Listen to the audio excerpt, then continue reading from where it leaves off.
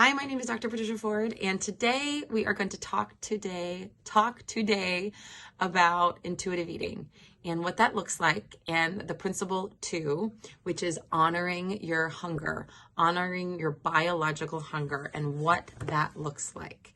And so intuitive eating is a collection of principles that will guide you into finding your relationship with food without rules that don't make sense for you.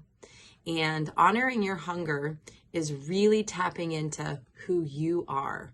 There are a lot of studies that look at if you have the ability to tune in to your physical sensations. Sometimes this is called interoceptive awareness, where you can really sense what's going on with your body. You have a really keen sense of your hunger cues. And a lot of times when people practice intuitive eating, if they have a keen sense of their physical sensations, intuitive eating becomes a little bit better. Now, things can definitely get in that way.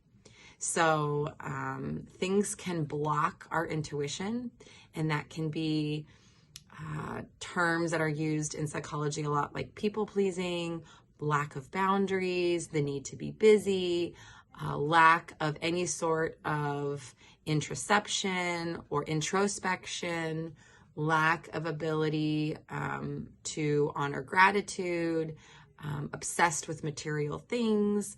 And so there can be a block to finding your own intuition, because finding your own intuition takes stillness. And sometimes people that practice meditation have a really simpler time cueing into their intuition.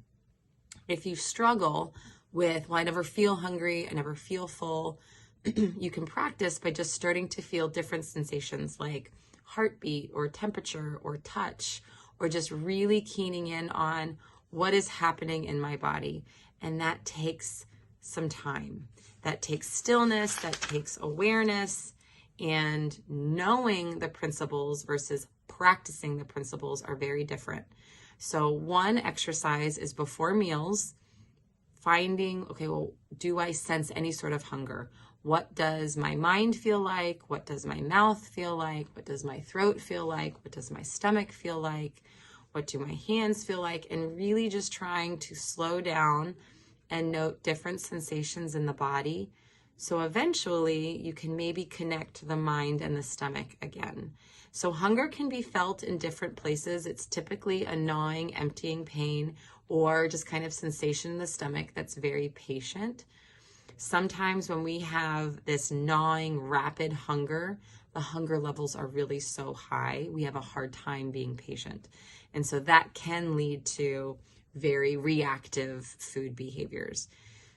So that we're going a little bit off topic. To really just get into your physical body sensation, a lot of times it's just paying attention to different parts of the body. And in somatic work, we try to pay attention to the body first and give the messages to the brain rather than the brain to the body. So it's really looking for, okay, do I feel anything in my head or my eyes or my mouth, my nose or my throat, any sort of breathing reflex, chest, stomach, bladder, legs, and anything that's pleasant, not pleasant, or just neutral. And then just kind of figuring out, do I feel sleepy? Do I feel rested? Do I feel sick or ill? Do I feel stress? What's happening in these different parts of my body? And it could be neutral, where you're just not feeling anything. Neutral is different than numb. Peace is different than numb. And it's wanting to know the differences. A lot of times in our society, we use a lot of different things to check out and feel numb. That's different than feeling neutral or at peace. So the second principle in intuitive eating is honoring your hunger and using tactile senses to scan your body to get in tune with what's happening in my body so I can feel hunger again.